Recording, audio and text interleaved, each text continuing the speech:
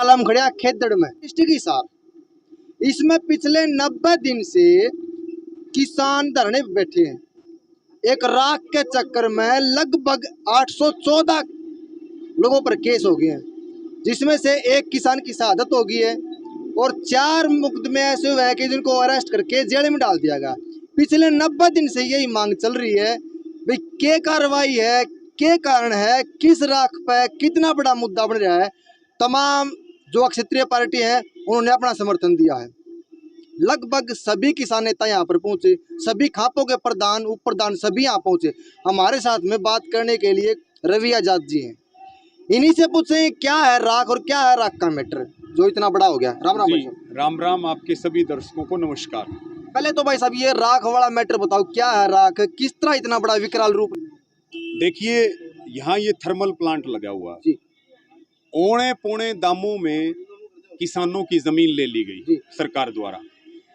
उसके बाद बहुत सारे समझौते इस गांव के विकास के लिए प्लांट के साथ हुए, जिनमें से एक भी समझौता लागू नहीं हुआ।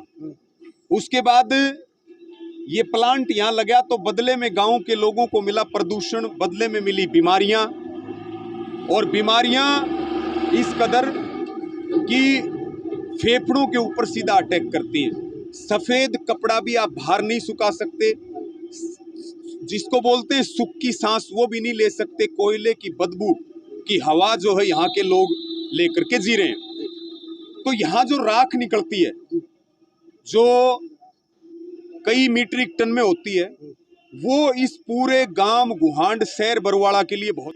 रवि आजाद जी हैं। इन्हीं से पूछे क्या है राख और क्या है राख का मैटर जो इतना बड़ा हो गया। राम राम भाई साहब। राम राम, आपके सभी दर्शकों को नमस्कार। पहले तो भाई साहब ये राख वाला मैटर बताओ, क्या है राख, किस तरह इतना बड़ा विकराल रूप ले रखा है। देखिए, यहाँ ये थर्मल प्लांट लगा हुआ जी। औने पौने दामों में किसानों की जमीन ले ली गई सरकार द्वारा। उसके बाद बहुत सारे समझौते इस गांव के विकास के लिए प्लांट के साथ हुए, जिनमें से एक भी समझौता लागू नहीं हुआ। उसके बाद ये प्लांट यहाँ लगा तो बदले में गांव के लोगों को मिला प्रदूषण, बदले में मिली बीमारियां, और बीमारियां इस कदर कि फेफड़ों के ऊपर सीधा अटैक करती हैं। सफेद कपड़ा भी आप बाहर नहीं सुखा सकते, जिसको बोलते हैं सुख की सांस वो भी नहीं ले सकते। कोयले की बदबू की हवा जो है यहाँ के लोग लेकर के जी रहे हैं। तो यहाँ जो राख निकलती है जो कई मीट्रिक टन में होती है, वो इस पूरे गांव गुहांड शहर बरवाड़ा के लिए बहुत बड़ी समस्या थी। और उस राख का निपटारा करने के लिए प्लांट प्रशासन के अधिकारियों ने ग्राम पंचायत को कहा, तो ग्राम पंचायत ने वो राखी कई कामों में यूज होती है, लोडिंग के लिए मशीनें ले ली, लोडिंग का एक चार्ज रख दिया, और वो राखी का निपटान यहाँ से होना शुरू हो गया। लोकल उसमें गाड़ियाँ भरी जाती थी। उसके बाद जब वो पैसा इकट्ठा हुआ तो गांव की सहमति बनी कि गांव एक गौशाला बना दे और गांव के चारे की व्यवस्था इस राख के लोडिंग से जो पैसा आता उससे हो जाएगी। ये मामला यहाँ चल रहा था।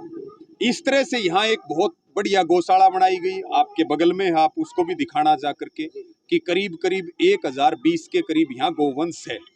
उसके बाद यहाँ पर सरकार को लगा, खास करके बिजली मंत्री रणजीत चौटाला को लगा कि भाई यहाँ से तो पैसे की इनकम हो रही है। सीधे सीधे आरोप लगा रहे हैं। आरोप क्या, हम आरोप नहीं लगाते, आरोप नहीं लगाते, हम सच बोल रहे हैं। अगर हिम्मत है तो रणजीत चौटाला सामने आकर के जवाब दें। उसके बाद उनको लगा कि यहाँ तो इनकम हो रही है, अपनी कमीशन खोरी के चक्कर में उन्होंने कहा टेंडर निकालेंगे। जबकि गौशाला ने कहा कि ठीक, आप 10 रुपए में टेंडर निकाल रहे हो प्रति टन, तो 11 रुपए में हमें दे दो। यहाँ इन्होंने महंगी महंगी मशीनें, अलग अलग जेसीबी और ये सारी चीजें भी ली, जिनकी मोटी मोटी किस्तें हैं लाखों उसमें।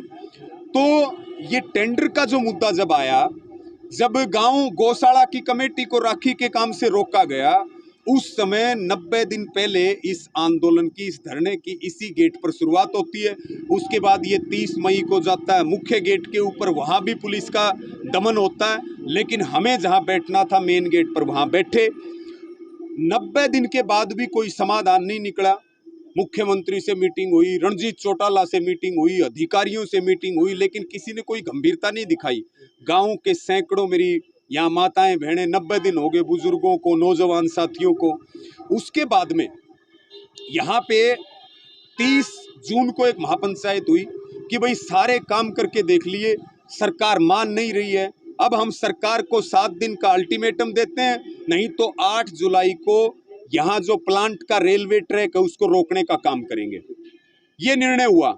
यहाँ तय समय पे सब लोग यहीं इकट्ठा हुए जहां भी आंदोलन चल रहा है, और हजारों की संख्या में इकट्ठे हुए शांतिप्रिय तरीके से रेलवे ट्रैक के लिए हम जा रहे थे। तो यहाँ पे बैरिकेटिंग 1 किलोमीटर आगे इसी अग्रोहा बरवाड़ा रोड के ऊपर करी गई, और पुलिस ने ना आव देखा ना ताव देखा, माताओं बहनों को पिटा, घेरा डाल करके पिटा, पुरुष पुलिसकर्मियों ने महिलाओं को पिटा, बुजुर्गों को लाठी डंडे मारे गए, और उसी लाठी डंडों से एक किसान धर्मपाल सारण जी की मौत होगी, उनकी शहादत होगी। ये साफ साफ आरोप है किसानों का कि जो ये वोट बैंक के चक्कर में गाय को माता बनावे हैं और अपना वोट बैंक हड़फले हैं, उसी गाय माता को आज दर दर ठोकर खाने का ऊपर मजबूर कर रहे हैं।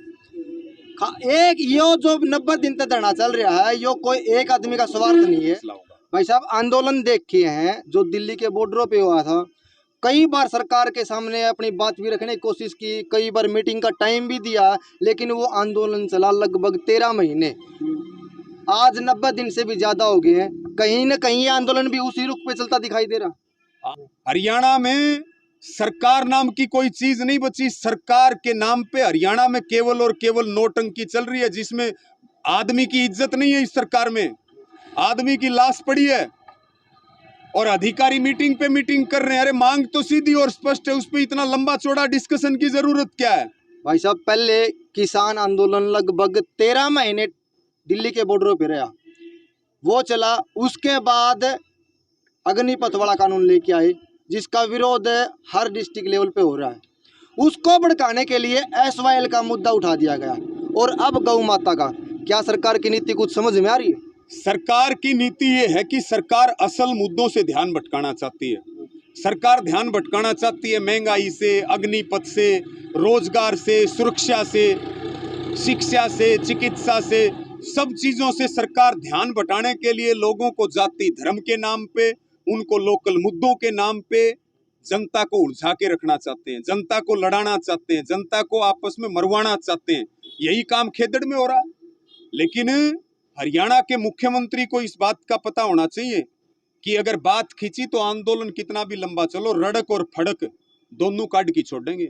ये जो चमचे और कड़छे जो सरकार में लगे हुए हैं, वो भी ये बात कान खोल करके सुन ले। इसी जनता से वोट लेने के लिए आना। अगर गांव के स्वाभिमान को ठेस पहुंची, गांव में पैर नहीं रखने देगा गांव। किसान जो शहादत दी है जिस किसान ने, उसके ऊपर एक बात पूछना चाहूँगा। अनीस खटकर जी ने कुछ अपनी कमेटी के लोगों पे सवाल उठाए हैं कि 15-20 लोग जब पुलिस वाले उसको डंडा से पीट रहे थे, वे खड़े खड़े देख रहे थे। अगर वे बचाने की कोशिश करते तो किसान शहादत नहीं दे पाते। देखिए, जब लड़ाई होती है तो सब अपना अपना हिसाब से, हमारा तो ये रूल है कि हम ना हिंसा करेंगे ना हिंसा करने देंगे, ना हम लाठी डंडे मारते हैं। सामने से कोई मारता है तो हम तो खाने वाले लोग हैं, लेकिन पीछे नहीं हटते, आगे बढ़ते हैं। कोई बात किसी साथी की तरफ से बोली गई है, उस बारे में तो बेहतर स्पष्टीकरण वो दे सकते हैं, लेकिन हमारा ये कहना है कि हम शांतिप्रिय तरीके से, मजबूती के साथ एक होकर के इस आंदोलन को पहले दिन से चला रहे हैं, आगे भी चलाते रहेंगे। अगर सरकार नहीं मानेगी, लंबा आंदोलन चलेगा तो जिम्मेदारी सरकार की होगी, और जो फिर कुछ होगा, नफा होगा, नुकसान होगा, वो जिम्मेदारी हरियाणा की सरकार की है, हमारी कोई जिम्मेदारी नहीं है। हम छक लिए, जो टेम देना था वो दे लिया। अब हम सिर जोड़ेंगे और इस आंदोलन को पूरे हरियाणा में और जरूरत पड़ेगी तो पूरे देश में खड़ा करेंगे। हर वर्ग ने अपना समर्थन दिया जो पिछले 90 दिन से यहाँ धरने पे बैठे हुए थे, और जो कुछ समर्थन नहीं दे पाए वे अपने फ़ोन से, बाय मेल से कांटेक्ट कर रहे हैं। लेकिन जो गो भक्त कहते हैं वो यहाँ नहीं आ पाए। पहली बात तो भाई, इस गाय माता के नाम पे बहुत बड़ी राजनीति हो रही है। एक गाय माता को बचाने वाला हरसिंह जाट जुलानी वाला, जो अपना नाम विख्यात कर गया पूरे देश में, उन्होंने गाय की रक्षा की। और आज उस गाय माता को बचाने के लिए पूरा खेतड़ गांव इकट्ठा हो रहा है। जो गो भक्त नहीं पहुंच पाए हैं, या जो कलाकार भाई पहले बॉर्डरों पे अपना समर्थन देते थे, SYL में भी अपना कहीं ना कहीं उन्होंने अपना रूप दिखाया है, जो यहाँ नहीं पहुंच पाए हैं अपने कलाकार भाई या गो भक्त, उनके लिए क्या कहोगे भाई साहब? हमारी सबको यही अपील है कि यहाँ पेपर चल रहा, कौन फर्जी गो भक्त है, कौन असली गो भक्त है। 13 तारीख की महापंचायत है, खेदड़ में लगातार आंदोलन धरना जारी है। यहाँ आइए, गो भक्तों का तो केंद्र खेदड़ बना हुआ है। ये जिन्होंने लाइसेंस बनवा रखे हैं हथियारों के, गो रक्षकों के नाम पे, वो कहाँ हैं? वो इस लड़ाई में आगे आए, आज उनकी परीक्षा है। नहीं तो हम ये समझेंगे कि वो भी गाय के नाम पे राजनीति कर रहे हैं, और वो सब लोग भी बीजेपी के एजेंट हैं गो रक्षकों के नाम पे। 13 तारीख की मीटिंग रखी हुई है भाई साहब। हाँ। कोई बात सिरे तक पहुंचेगी या वैसे ही आंदोलन चलता हम चाहते हैं बातचीत सिरे तक पहुंचे। लोकतंत्र में बातचीत होना बहुत जरूरी है, लेकिन बातचीत का एक तरीका होता है। बातचीत का मतलब ये नहीं होता कि आप अपना अपना दबाव दोगे। हम दबाव बिल्कुल स्पष्ट कमेटी कर चुकी, हम दबाव में नहीं आएंगे। ना हम अब तक 3 मीटिंगों में आए हैं, ना आगे आएंगे। अब जैसे ही हमारे पास कोई मीटिंग की सूचना आएगी, हमारी 2 हरफी बात है, हाँ या ना में जवाब दो। मैम, आज जो खेतड़ में धरना प्रदर्शन हो रहा है, इसके पक्ष में आपने समर्थन दिया है, सरकार से क्या आश्वासन इनको मिला? जो भी इनकी मांगे हैं उनका हमने समर्थन किया है। एक मासूम जान गई है, उसके लिए कौन दोषी है? सरकार की ओर से जो कार्रवाई हुई वो बिल्कुल, इनको अगर ये चाहते तो ये मामला पहले ही सुलझ जाता, लेकिन सरकार ने कुछ किया नहीं। उल्टा हमारा एक भाई, उसकी जान गई है, तो इस सरकार का बिल्कुल, सरकार इसके लिए दोषी है। मैम, आजकल सिक्योरिटी के ऊपर भी बड़े सवाल उठ रहे हैं, विधायकों तक की मारने की धमकी दी जा रही है।